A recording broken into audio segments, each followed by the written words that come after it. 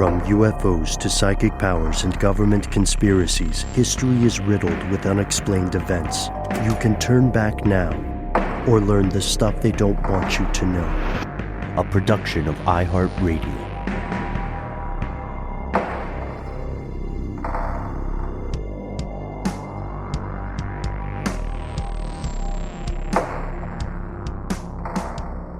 Hello, welcome back to the show. My name is Matt. My name is Noel. They call me Ben. We're joined as always with our super producer, Dylan the Tennessee Pal Fagan. Most importantly, you are here, and that makes this the stuff they don't want you to know. There's a non-zero chance that several of our fellow listeners are driving toward or from a gas station as they hear this now.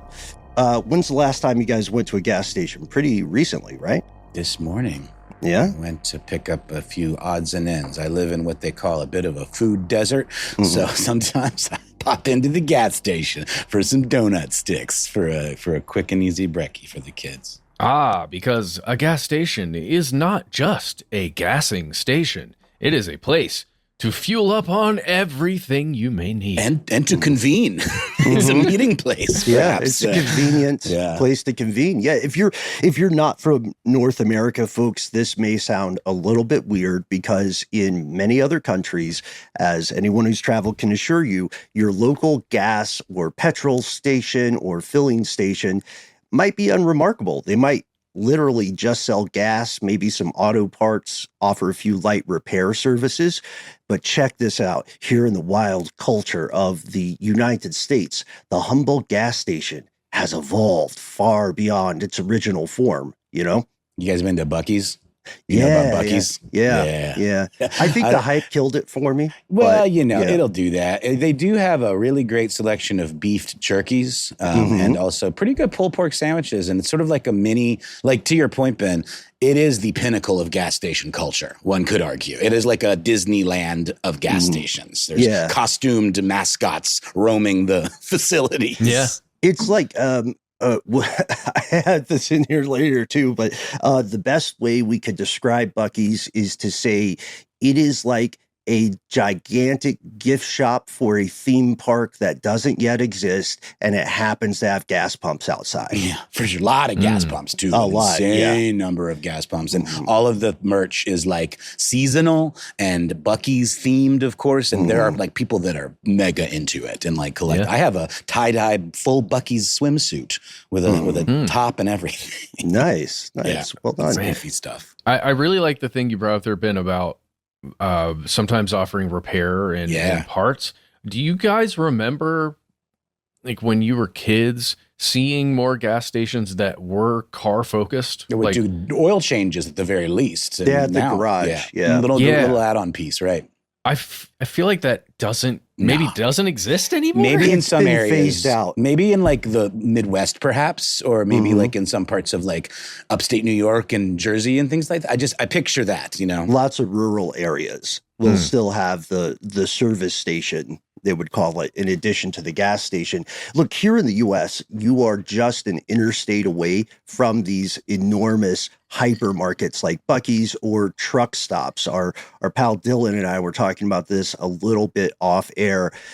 There's such a vibe to a good interstate truck stop, you know? Like Quick Trip is very popular here in the southeast of the United States. But I'm going to be honest, guys, it's a little too clean for me. It ticks off the boxes, though. You can get all the different snacks, and they have some pre-made foods and things like that. Yeah, but there's not enough sketch about it. You know, give me a Flying J at like 3:34 in the morning. For sure. And you'll see, if you want to talk about some touch points, you will often see like CB radio gear, like walls of like things you can buy for long haul truck driving. And then the weird thing for me is like cases of weird crystal figurines and like little figures that you can buy. Maybe I don't know what the deal is. That's a Flying J thing in particular.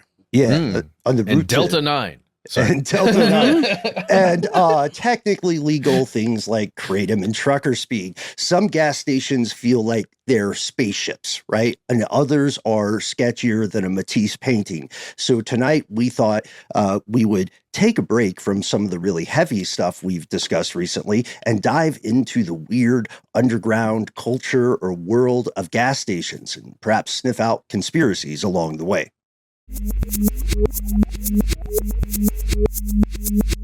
Here are the facts. All right, spoiler, everybody. We don't want to ruin the movie for you, but the origin of gas stations is in fact tied to the creation of the automobile. Mm-hmm. Who knew? Who knew? It's true. Combustion engines, right? Literally thousands of tiny explosions chained together to create propulsive power. And the first, technically, what we could call the first gas station is actually a pharmacy. In Weissloch, Germany, in 1888, Bertha Benz was driving from Mannheim to Pforzheim. Am I saying that correctly, Noel? Mm-hmm, you are indeed. Yeah. Pforzheim. Silent Okay. P, yeah. Okay, so she is driving in the world's first long-distance automobile trip, the first car road trip.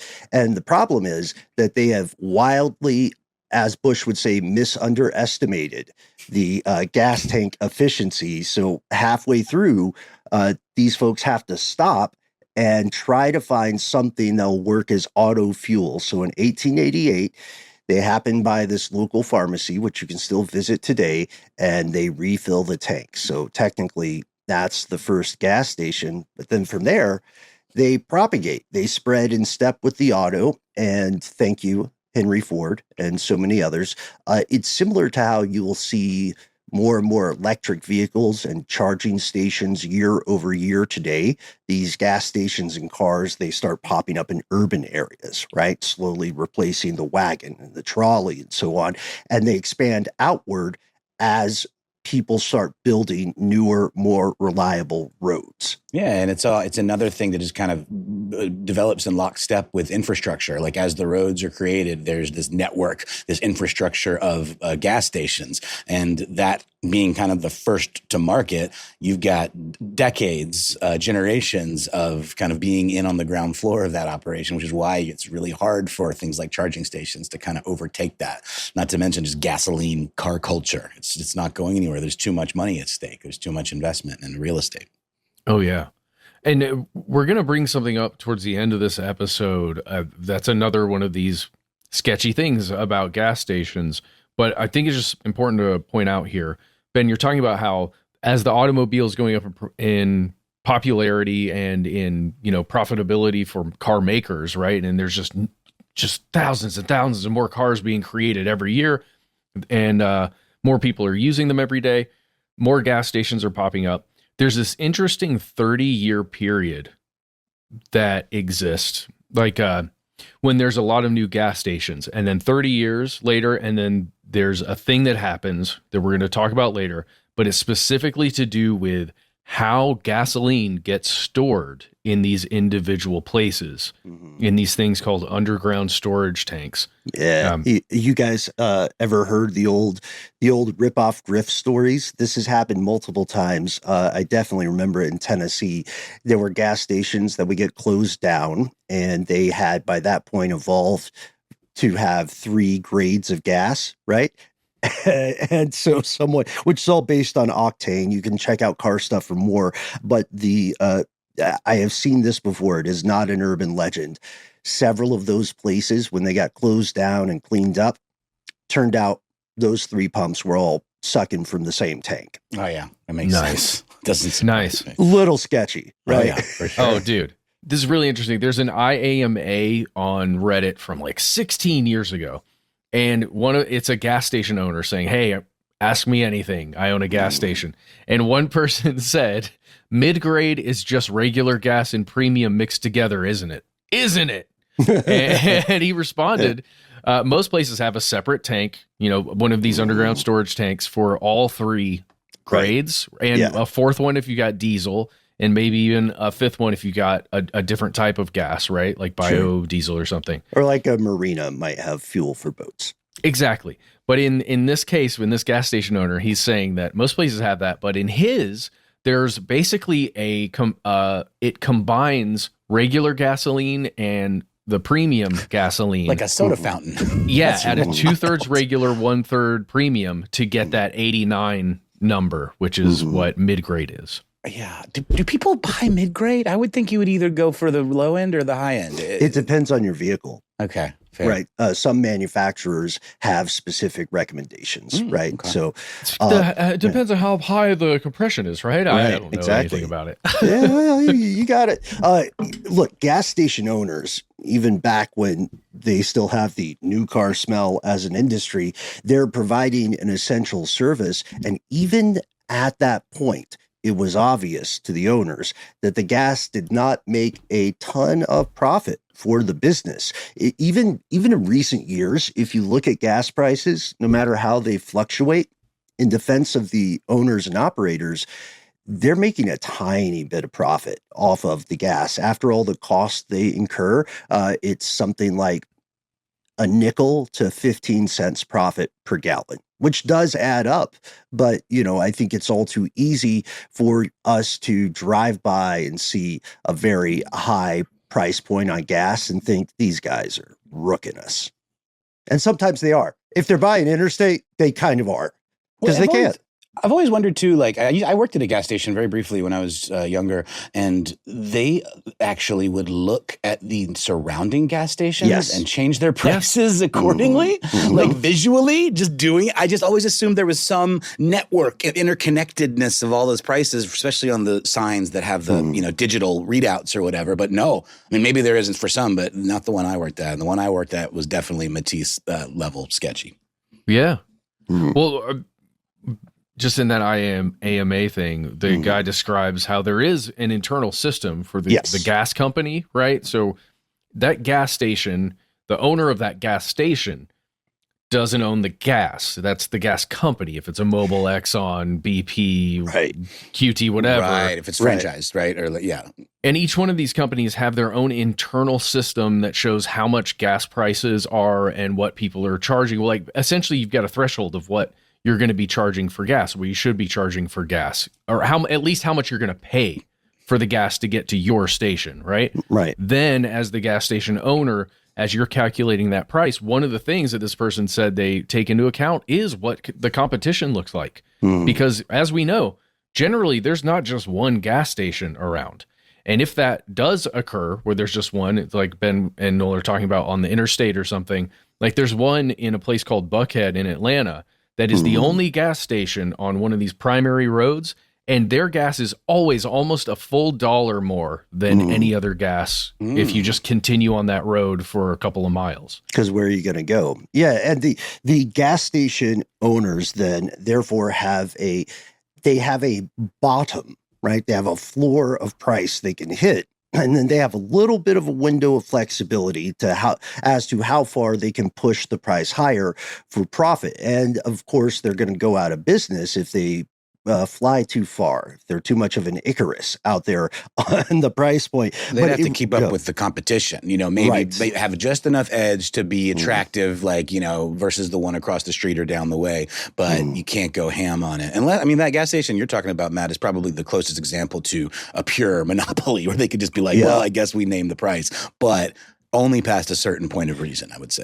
That's why the digital readouts are so popular now, because you can take a loss. Sometimes it makes sense to take a loss on the gas, even just for like a few hours or a day or so, because if you are a gas station owner, you are very much like a movie theater. So movies shown in local theaters, and we hope yours are still around, they are not owned by the theater. They're the oil for that proverbial gas station. And as a result, just like the studio and movie theater tycoons of old, gas station owners got into concessions. The other stuff you buy while you're buying gas, that's where you see the big bucks. Snack foods, drinks, the vice purchases, lottery tickets, beer, tobacco, tchotchkes, souvenirs, car parts, over-the-counter drugs, magazines, and then, of course, later, like you were saying with food deserts, Noel, small grocery stands, right? And then, of course, gambling machines, which is what prompted this episode. It sure is. And the very gas station that I go to has a whole little gambling section, like a little gambling parlor. Mm-hmm. And the reason I mentioned the whole, like, people, a meeting place, because it is popping sometimes, like people hanging out and, using those video, there's a term for it we're going to get to that I'm totally forgetting, but they're entertainment machines. Coin-operated, skill-based machines. Yeah. That's a big one, yeah. And of course, they're also rife for people maybe selling drugs. Drugs, yeah. Outside, not the over-the-counter ones. Right. Sure, yeah. And later we also see a hybrid monopolization, interesting term, large supermarkets, sometimes called hypermarkets like Walmart and Costco. They get in on the game and they put small gas stations or service stations in their parking lot. And it is tough to say no to such a tremendous convenience. It's the kind of thing Bertha Benz probably never imagined. But we mentioned this, like some of these gas stations, especially big trucker stops and interstate compounds, they are an event all to themselves. Again, I'll just reiterate it. Buc-ee's feels like a gift shop for an amusement park that does not exist. We cannot overemphasize that. It is its own amusement park. Yeah. It's an experience. It even has like a brass, statue of the titular Buc-ee's out front and like everything you can think of. Buc-ee's, barbecue gear, pup tents. It is an absolute marketing, nightmare / dream. I mean, depending on where you stand. So it's a feedback loop. It's so crazy because if you have never been there or you haven't been to the US and you just woke up in a Buc-ee's, you would assume there's a roller coaster outside. Very true. Yeah. Dude. Well, okay, so really quickly, we went through a big list of things that the convenience stores usually sell, right? One of the things we learned in research for this episode is that some of those vice things, well, I think we all assumed that gas stations made a killing on most of, like, as you said, cigarettes and alcohol and at least those two things in particular. Sure. When I think about a gas station, often I think, I'm going to stop in and get a six-pack. When I would do that, I would just stop by a local gas station. Mm-hmm. So many people do that. Some of them have whole like beer, walk-in coolers or whatever, where you have all the top choices of craft beers and everything, depending on the spot. Mm-hmm. And almost every gas station I've ever been in has a wall, as you said, Ben, of cigarettes and smoking things, vaping things, like a huge back wall of that stuff.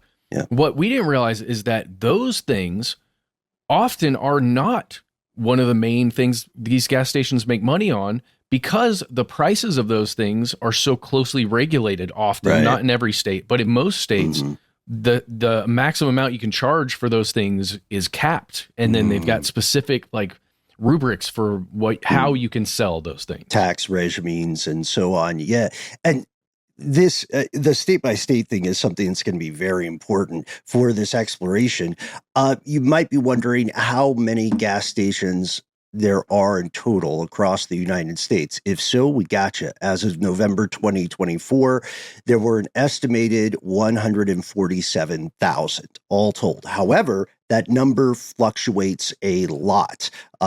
Most of the convenience stores in this country are also going to be selling fuel, but we are not counting just the service stands only, which are more like the European style thing. There's like a little kiosk and you pay the person, you get the gas, and they might give you a Coke. They might sell soda. But these things are still pretty much everywhere. If you are 93% of the American population, you are always 10 minutes away from a gas station maximum, which is nuts. A lot of other businesses can't say that, It's by necessity, though. I mean, you hear stories or horror stories about being out in maybe a desert region, perhaps out west, and not a gas station for miles where you really have to plan, or maybe in more mountainous regions, anything that's super rural. But you can hopefully depend on there being a gas station at least within a certain number of miles, or else you could genuinely be in real trouble. Right. The same problem some electric vehicles have been facing on long trips now. Can I tell you guys a story about one of the weirdest gas stations I've been to in this country? Please. Sure. Okay. I think it's a little bit of a discursion, but hopefully this will be enjoyable for all of us. Many years ago, I was, as a birthday present, kidnapped to New Orleans. I did not know. Now was black bag you? Is it like a whole hop in the car? Happy birthday. Where are we going? I was driving. It was a self-kidnapping. That's just said go west. Yeah. And I said, young man, where? West is a direction, not a place. And they said, we'll tell you when we get there. Anyway, so we're on these back roads over through Gulf Coast country, and we're running out of gas. And it's just like you described, Noel. There is no clear, there's no clear like Exxon or QT or anything like that. But we have to stop. And I stopped by this place that has seen better days, and it looks closed, but I'm hoping against hope. They're open, and it's got the old school analog gas pump, where the numbers roll. Totally. So no card. So I walk in, and I swear, man, it was so weird. The lights are off. There's dust on the shelves. There is a song playing on the speakers. It is 1,000 Miles from Nowhere by a guy named Dwight Yoakam. And excellent and appropriate song for this situation. I walk in, it's like the end of the song, and then the song starts again. Someone has been in the dark playing 1,000 Miles to Nowhere on loop. This guy comes out. He is wearing overalls, but no shirt, and he is lazily eating chicken. And then he asks, "Are you him?" God, I hope you're him. I say, "I'm just gonna get some gas." And he says, "Okay, do you want some chicken? I make it fresh." And I'm like, "Nah, again, good. Just $20 on pump 3 or whatever." And he goes, "Okay." And he rings me up and he says, "But he is coming, right?" So waiting for Godot type situation. You need to write this, Ben. This should be a story. If we wrote it as a spin story, on waiting for Godot, it's great. It'd be better because all I did was immediately chicken out and be like, "Yeah, I'm sure he's on the way, man." Okay. You chickened out, but you didn't eat the chicken. Hey. That's my biggest complaint. Wow. That's amazing, Ben. I was recently on a trip just on old state roads going east to the coast of South Carolina. And there were several stretches where if we had been a little lower on gas, we would have been in serious trouble because there was nothing. Well, and sometimes in areas like that too, you're going to be in dead zones for self signal, which makes you extra effed and like having to like walk or, I'm reminded of a really excellent sequence in Better Call Saul involving getting stranded in the desert and like literally there being nothing, like state road type situation, Matt, where you would maybe have to walk for miles and miles in really dangerous conditions to get help. Yeah. And for most drivers, thankfully, that is an uncommon situation. I would say for a lot of us, visiting a gas station is part of your weekly routine, right? You got a daily stop, sometimes for fuel, sometimes just for your morning coffee or a snack. And you get to know the people who are employed there at the station in your neighborhood or along your work route. And I think everybody has an internal hierarchy of gas stations. I've got the good one, right? Because it's always a right turn based on the direction of driving. Yes.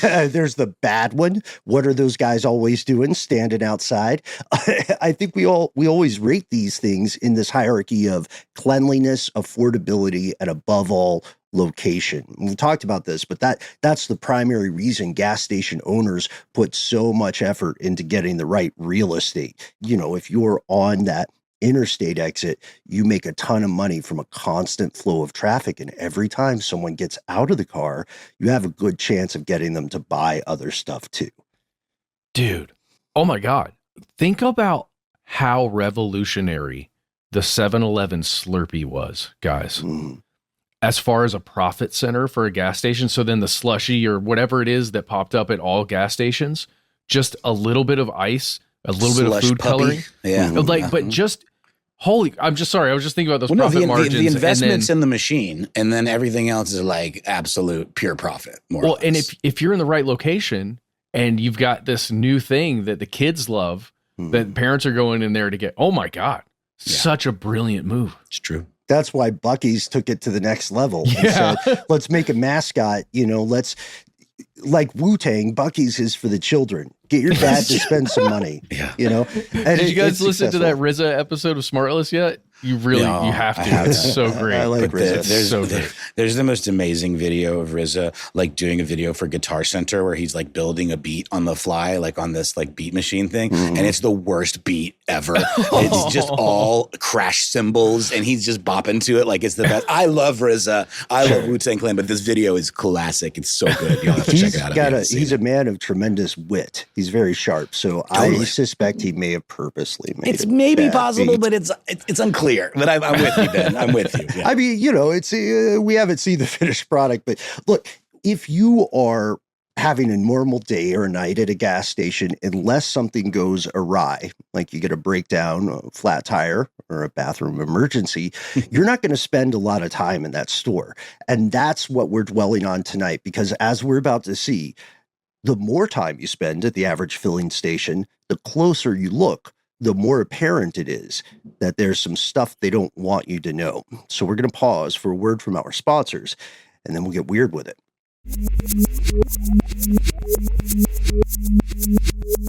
Here's where it gets crazy. All right, I know we've overused this phrase in the past, you guys, but this is applicable now. Gas stations are indeed a liminal space.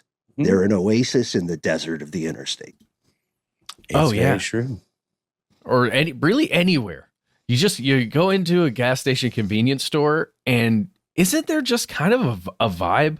Ben, you were talking about ones that were, I don't know. Increasingly now, it's like a random Exxon or Mobil or whatever, like gas company Valero or something. Yeah. Even the BP stations, you find them. There's a time when those companies were trying to like make their stations look kind of the same and update them and make them cool and know like when I go to a BP, there's a specific convenience store attached to it, the way QT and Racetrack and all those were doing it. But then now I feel like I'm seeing more and more that are just all bets are off, buddy. It's a free for all. Yeah. It all depends on the owner operator and like what their standards are and what their like kind of interests are and what they're into, and some of them sell straight up bongs. Like it's like a thing. It depends, not all, but some. There's a lot of like overseas. I know a guy who wholesales stuff kind of things. Always like find one where the paint is not doing too well on the outside of the store, and that is your clue that you're gonna find some weird stuff. Oh, especially if they have the LED lights ringing the glass. 100%. That's a signal. That's a popping spot. I mean, some of them, I don't know if you guys have seen this specifically around Atlanta. You'll see like lots of clothing items, like t-shirts and hats and bulk socks and things like that. And not to mention, we haven't even talked about porn. Some of them will have like a whole section of like very specific porn, like videos, DVDs. Yeah. Like it's very interesting. And that's usually going to be one of those Matisse type ones with the lights. Yeah. Matisse is a nice euphemism. I agree. Guys, we all know the joy of a $5 pair of gas station sunglasses, right? 1,000,000%. I love a good pair of burner shades. Yeah, man. Yes. Can be a whole new person. I'm a guy that wears Oakleys now, but I'm not actually going to invest in Oakleys. I'm going to get the gas station equivalent. They call me the aviator. That's right. Now, let me get these glasses. Let me go into the. Tip them down a little bit. I'm going to buy a razor. I'm going to sneak into the bathroom. That the key is attached to this cartoonish brick or whatever. I'm going to shave so I have a mustache. Yes. And now Ben is gone and Chris is back. That guy's so cool. Respect my authority. Chris is too cool. He might be a cop. Okay, gambling though. All right, there are so many unseen things that will occur right under your nose at your local gas station unless you know where to look. So I loved our conversation previously about the weird, complicated, just labyrinthine issue agglomeration with gambling at a gas station. It could be legal or illegal, depending on the state and depending on the language they use to describe their machines, right? Mm-hmm. Yeah, we talked about this pretty recently on Strange News, where we rattled through some of the laws around it. And I believe here in Georgia, a new law or change in the law is what has led to a bit of an explosion in these. And I think I made the point that, while it's not Vegas style gambling, you're not getting cash payouts per se, and we'll get into that later. A lot of the machines are ones you would see on a casino floor in Vegas. They're the same ones. Yeah, baby. The 2024 changes to legislation that you're referencing there, Noel, it advances the idea of skill-based slot machines. And I really loved our conversation about that, where you had beautifully described, right, what the big difference is. The idea that one must make a decision. The player chooses something, right, as somewhere in the order of operations. So legally, to the politicians who got paid off for this, that makes it not quite the same as gambling. But law enforcement is usually not happy with this because, to your point, Matt, about how people might get paid or not paid, store employees can have any number of under the table or off the books ways to surreptitiously skirt the law and pay the gamblers. And if you were law enforcement, like you're the gambling unit or something, you crack down on one method, sketchy coupons or something, then you're playing whack-a-mole because they'll just figure out another way to keep paying people. Well, we didn't really talk about this, but what gas stations encompass largely in the United States are a combination of two services that would be available elsewhere in the world. Perhaps like you'd have the little convenience store that is its own thing, very much exactly the same or similar to what you would see attached to a gas station. But then gas stations being very specific, especially in cities where there's a lot of foot traffic and a lot of public transit use. But in New York City, for example, the little bodegas and the corner stores, for a while were selling weed, just straight up selling weed. While there was this gray area period with legalizing marijuana in New York City. Now there are dispensaries and there are places you can go, but during that kind of Wild West gray area period, it was sort of all bets are off. But then once the dispensaries opened and the laws tightened up, the NYPD absolutely swept those places. And now it's very rare for them to do that, but they will. Yeah. Some still are bold and will do it. You just got to know what to ask for. It's Dave Chappelle rules from Half Baked. You go into the bodega, you have to establish a rapport in advance. Correct. Yeah. Well, and why would those bodegas and the owners and operators of those go into the weed business? Because there's lots of money in it, which is why gas stations go into the gambling business. Yes. Because holy mackerel, there's potential money there. The thing is, like we're talking about with Georgia, because that's what we know best, we're Georgia boys. I mean, at least now, right? There are an estimated 7,237 slot machines in the United States, according to casino.org. So you got to take their word for it in September 2020. But that means there's thousands of these slot machines all over the place, and each state's different. And in Georgia, these, what do they called them? Coin operated amusement machines that are class B. COAM. Right. That are paid, and the class refers to how they are paid out. How they get licensed. Right. That's right. So that's class right. That's B right. is a much more expensive license. That's right. Yeah. Class with the A, potential for much higher profits. Yes. Class A machines are stuff like those claw machines and pool tables where you got to put the money in and stuff like that. Gotcha pong machines, perhaps, or the thing with the little toys in the bubble. Yeah. But the crazy thing is, with states like Georgia, they tie that gambling to the lottery system of the state. Right. So they're now kind of one and the same. And all of those machines are now operated by the lottery and licensed from the lottery. And they take in money now, those machines, guys, the same way that at least when I was growing up, my dad would go and buy lottery tickets sometimes. And he was talking about paying for Hope Scholarship and all these other things in Georgia, where it's actually scholarships for students who get a certain, grade average level. And now these machines in 2022, there's like $140 million raised for Hope Scholarship and other stuff by the lottery via gambling machines.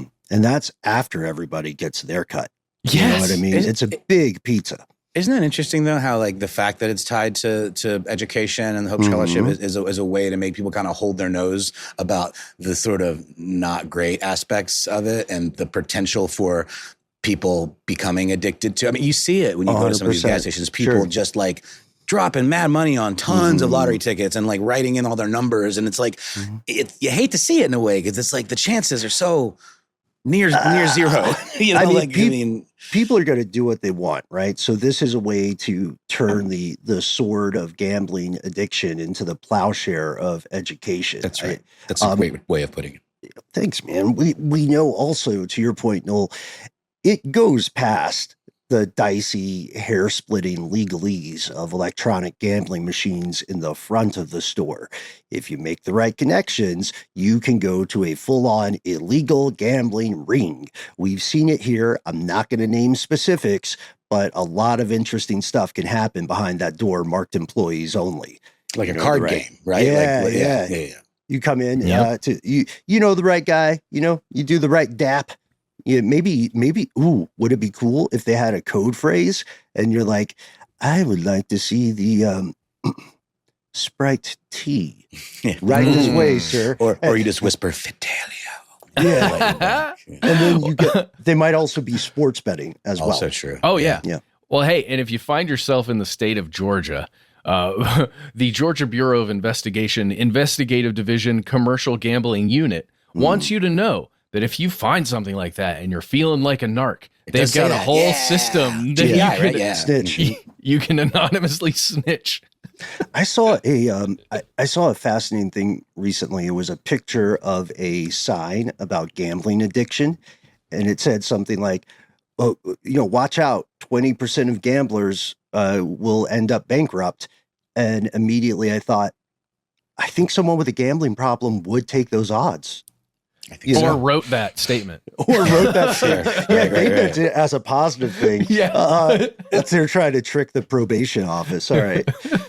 I don't know if there's a probation office for gambling, but look, a lot of us as your average evening to evening customers, when we see these machines or sense a shenanigan, we assume that county level authorities may somehow be complicit.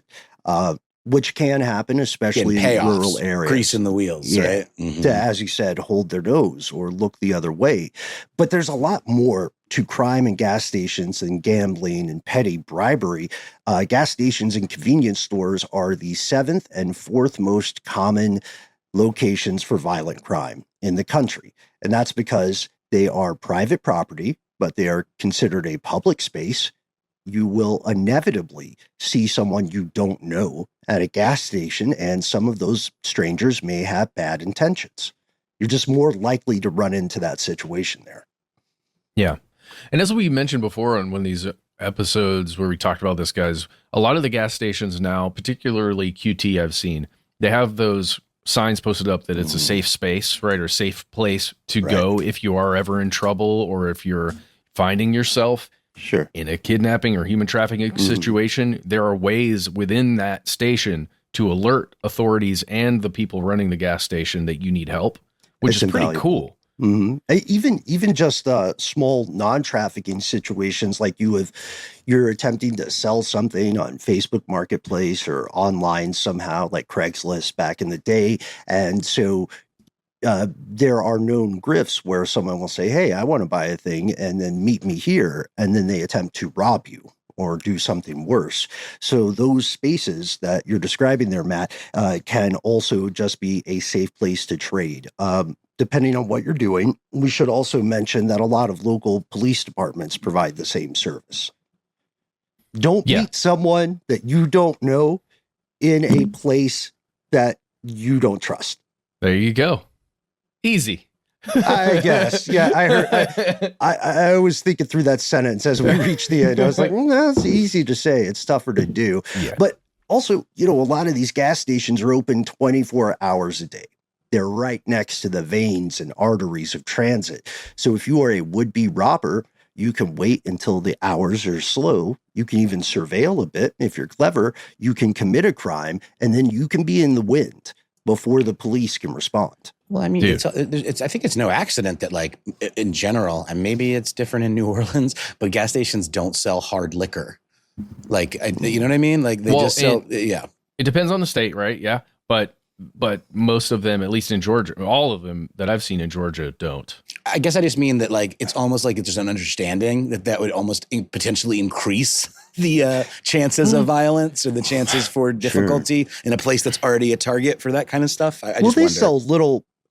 Those are malt beverages, the little things that look like liquor. They're a different class of beverage. Things like Fireball and Southern Comfort. It's so like gross. Yeah, Seen it's so Mad bad. Dog. No, Mad Dog, exactly. Yeah. And shout out to our buddy Blake for his buzz balls. They sell a lot of buzz balls. They do sell buzz balls. That's true, but they are not. They don't have hard liquor in them. They have like some kind of. Actually, maybe buzz balls they don't sell. Like, do they sell them at gas stations? Because they don't. There are laws around them.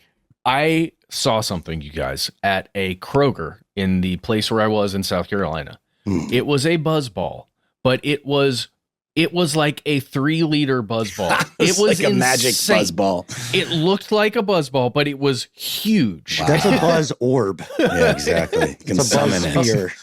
I want to put this other.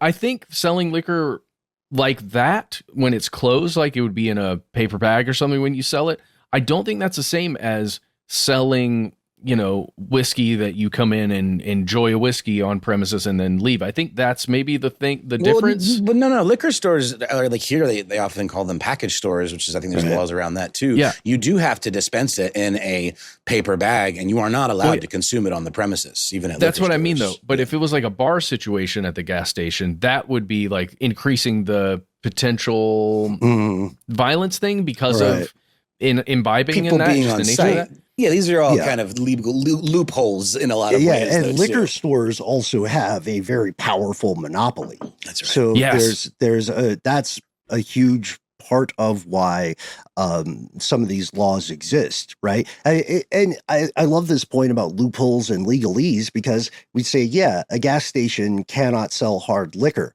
You will have to walk out of the door, take a right, and proceed 20 feet to the next building, which does sell all the liquor you want. Also true. There you go. Correct. And then sometimes, funny story, you guys. The gas station that I was mentioning that I worked at was owned by and connected to a liquor store.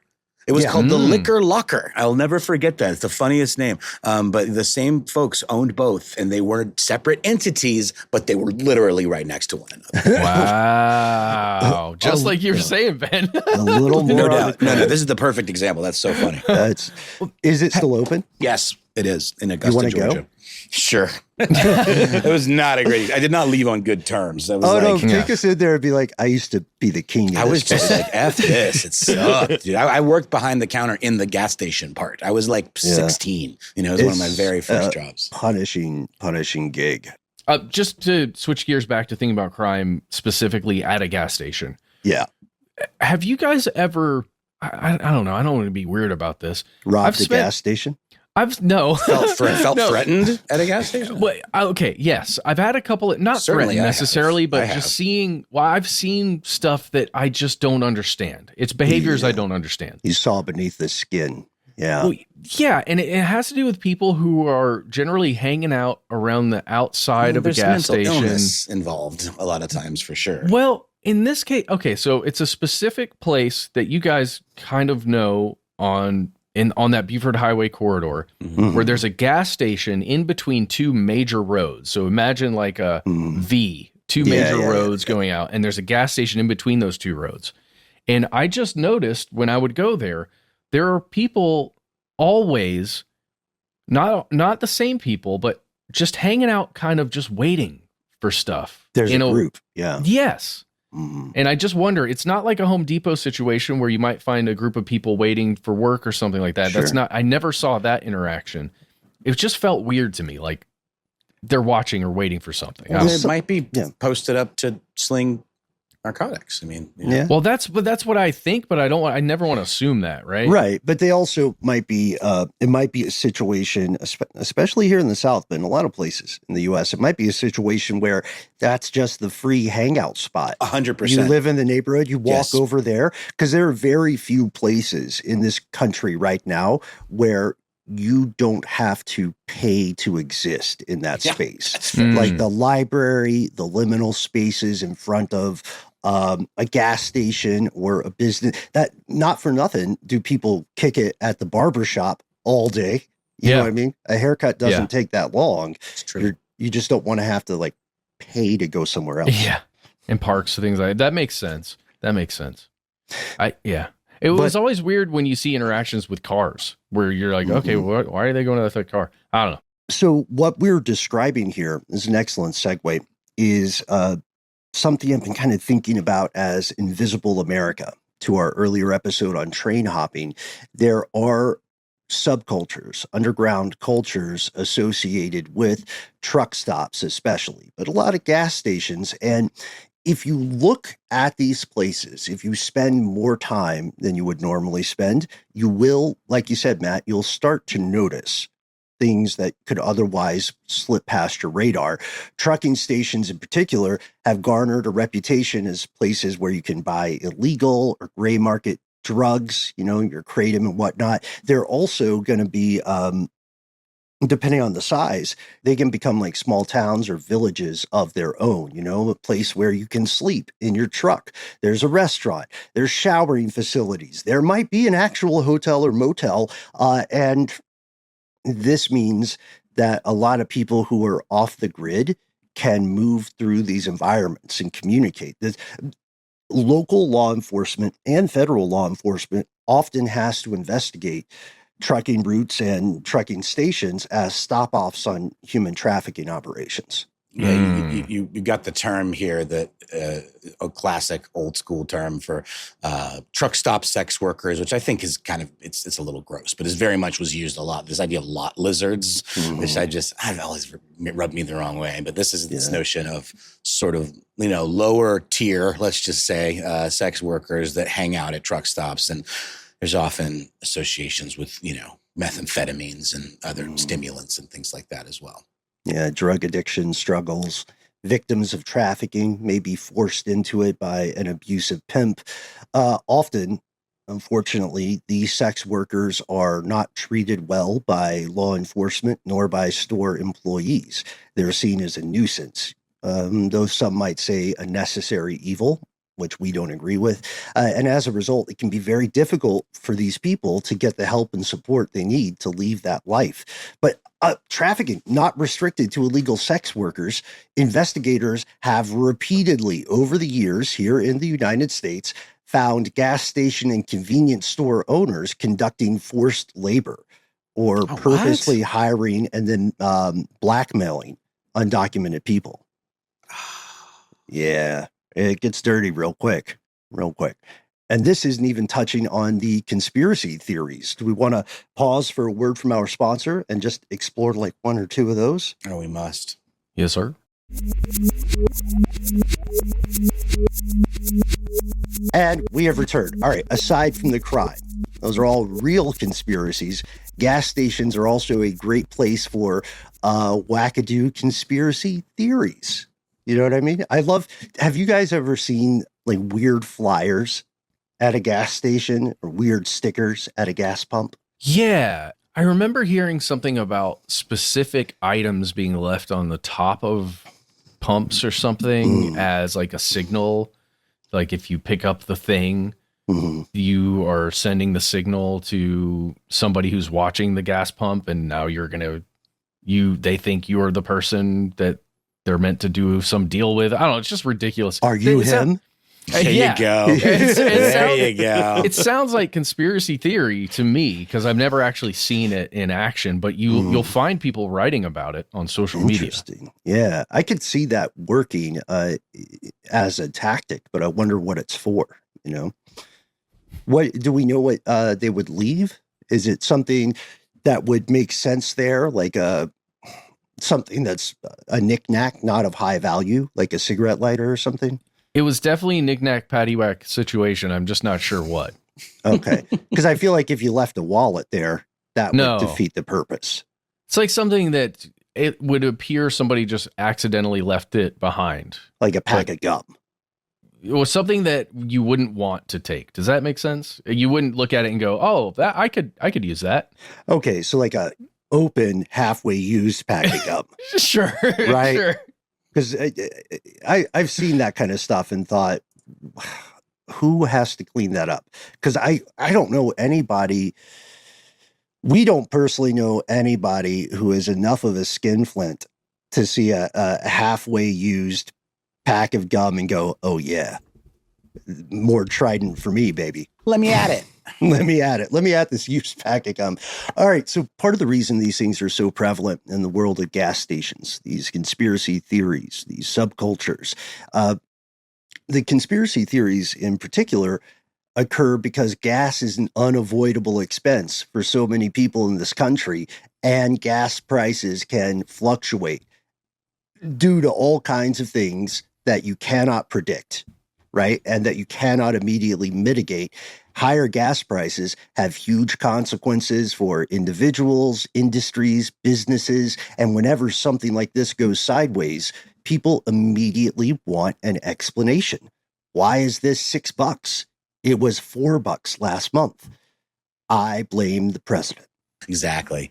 Yeah. And it's also a metric that politicians will often point to, whether or not they are responsible for the fluctuations or not, and say, "I did that."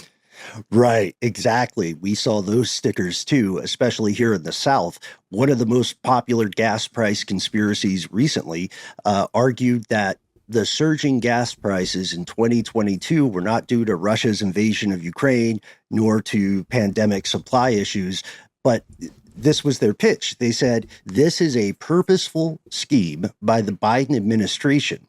They want to intentionally rig gas prices and drive them up so that more American consumers buy electric vehicles.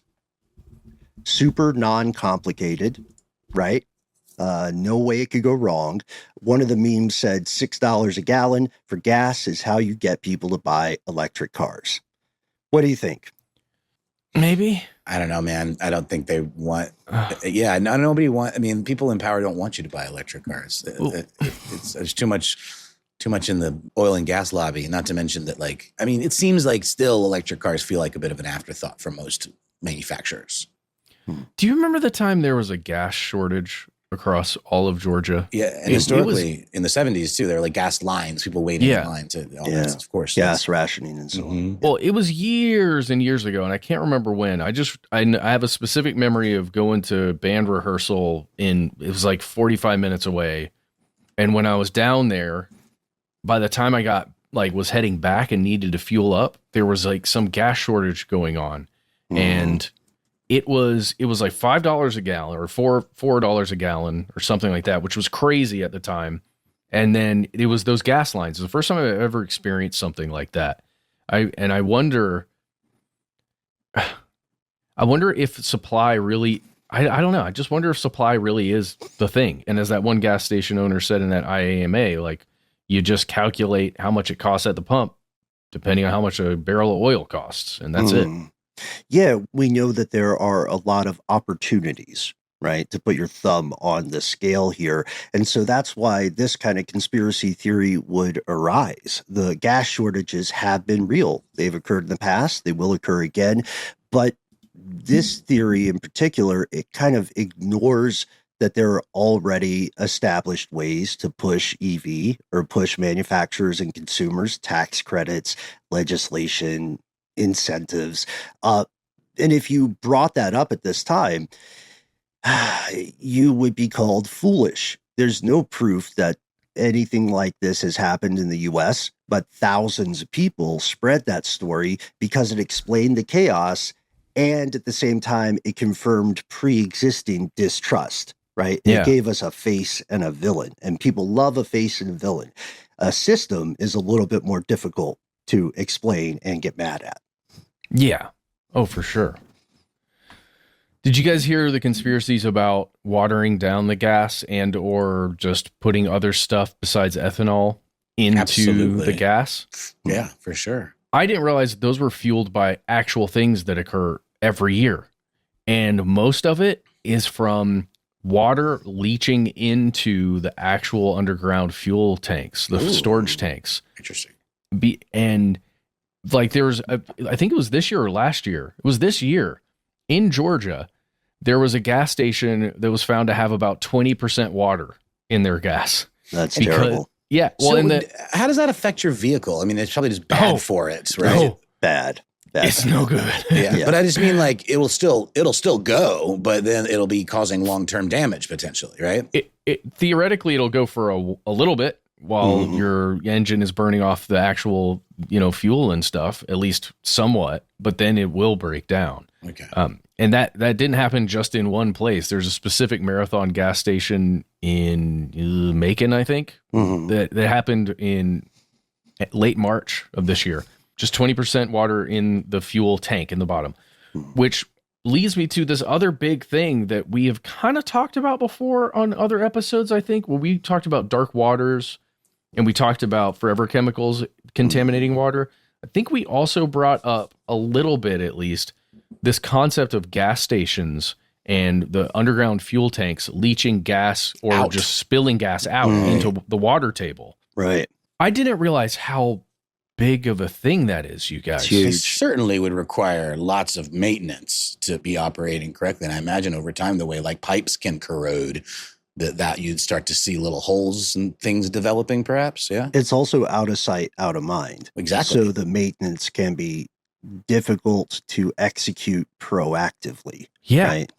Well, so what we found is as some of the gas station expansions are occurring in the 1940s, because it's been, they're like fits and starts, right? Where all of a sudden there's a ton more gas stations and then a ton more and ton more. In the 40s, I think it's like 40s to the early 50s, gas stations started putting in these 30-year warranty steel underground storage tanks, right? And at the 30-year mark, right around 1980, early 1980s, all of these steel tanks that were across the United States started to fail because that's how long you can hold hydrocarbons in that steel container before it starts breaking down. And there was just a massive wave of gasoline leaking into small town aquifers and the underground water that all these small towns were using for well water. And there's a great 60 Minutes, I guess, piece you can watch it's at the end of 1983, early 1984. You can look it up right now. Year of all of our births, right? Right? I think so. You can find it. It's called Check the Water, I believe. And you can find one that was, I think it was rebroadcast on August 9th, 1984. And it's just really creepy. And in there, they interview this guy, Warren Rogers, who at the time was heading up the American Petroleum Institute, or he's a major part of the Petroleum Institute. And he was saying 2 to 3 out of every 10 gas stations in the United States at that time was likely leaking gasoline out of these fuel tanks. The gas company Mobil and Exxon were out there spending hundreds of millions of dollars to replace these things in the 80s, which guess what? Guess how long they were supposed to last? Till around now. Well, till like the 20 teens. And then a bunch of people started raising the flag again about, hey, there's gas in all our water again. And it's just one of those things that it causes cancer if it's in your water to a certain extent, birth defects, all those things. And it makes me just think about this wider conspiracy of holding mass quantities of hydrocarbons in places everywhere. Sure. Next to homes, next to schools, next to all this stuff. Or holding hydrocarbons hostage as well, right? Speculating on futures. So there would be a gas shortage while a tanker is literally on the coast just holding gas. The craziest part about this is because this country is so reliant on fossil fuels, because so many people and businesses need gas, some conspiracy theory will always crop up every time the prices tick too high. The U.S. president, whomever they may be, regardless of political party, that's always going to be one of the world's most powerful people.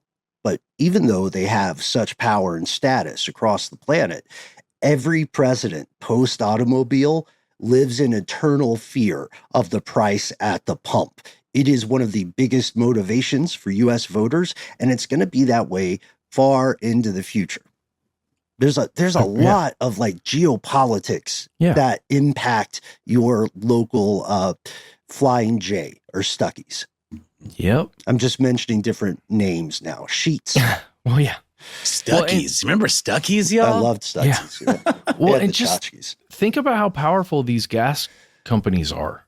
Oh, yeah. Like how old they are, how much money and investment they have, and how many lawyers they employ. Incalculable. And if anything ever happens that's a big deal thing with any of these companies, just as like in that 60 Minutes article, it's a small town in Rhode Island, right, that got affected, where people couldn't sell their houses now because they all had wells and all the wells were fully tainted with gas. They were basically trapped, right? They couldn't do anything. So the small town council attempted to fight, or wanted to fight back against Mobil.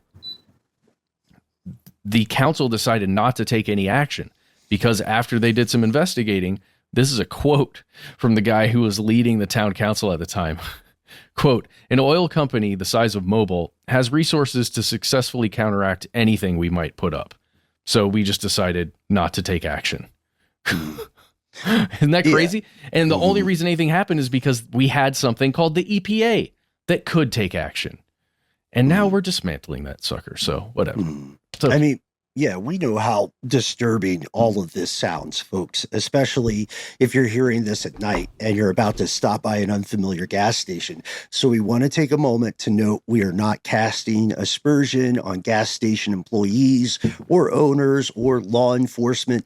It's just the same things that make gas stations and convenience stores so, convenient also creates opportunities for corruption, crime, and conspiracy. We can't not have gas stations, so they'll always be around, which means a lot of these problems will continue.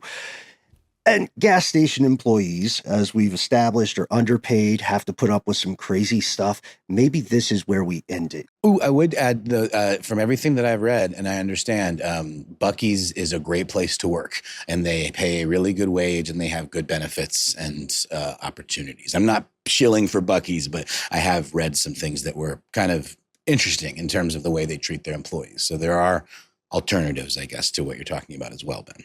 Same with Quick Trip. Agreed. That's right. So if you have ever worked in these positions, folks, you almost certainly have some war stories, and we would love to hear them. You can give us a telephone call. You can please send us an email, or you can reach us on the internets. That's right. You can find us at the handle Conspiracy Stuff, where we exist on Facebook with our Facebook group, Here's Where It Gets Crazy, on X, FKA, Twitter, and on YouTube, where we have absolute heaps of videos for you to enjoy, and soon to be adding to the heap. On Instagram and TikTok, however, we're Conspiracy Stuff Show. We have a phone number. It is 1-833-STDWYTK. When you call in, you will be inside a voicemail. You'll have 3 minutes. Give yourself a cool nickname and let us know within the message if we can use your name and message on the air. Quick shout out to Axios Atlanta and an article titled "Cleaning Up Georgia's COAM Industry." A really great read if you want more context on those types of machines, and specifically in Georgia, but it applies to a lot of other states too. If you want to write to us, why not instead send us an email? We are the entities that read each piece of correspondence we receive. Be well aware, yet unafraid, sometimes the void writes back. Seriously, I'm not joking. Gas station war stories.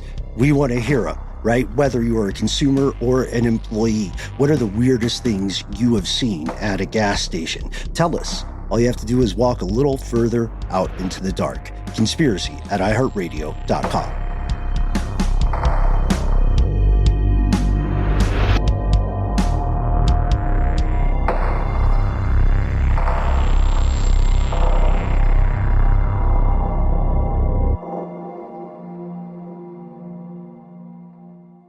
Stuff They Don't Want You to Know is a production of iHeartRadio. For more podcasts from iHeartRadio, visit the iHeartRadio app, Apple Podcasts, or wherever you listen to your favorite shows.